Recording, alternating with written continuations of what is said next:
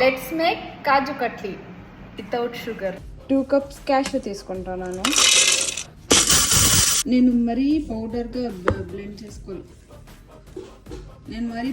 చేసుకోలేదు. ఇలా ఉంటే బాగుంటుంది చేయగానేసి ఇలా చేసుకున్నా. మీరు కావాలంటే ఫుల్ పౌడర్గా చేసుకోవచ్చు. 1 cup పౌడర్ జాగరి వేసుకుంటాను. దీనికి 1/4 cup వాటరు.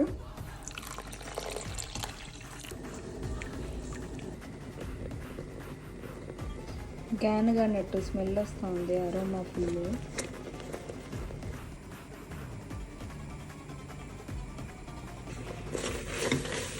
కొంచెం ఫ్లేవర్ కోసం ఇలాచీ పౌడర్ వేసుకున్నాం.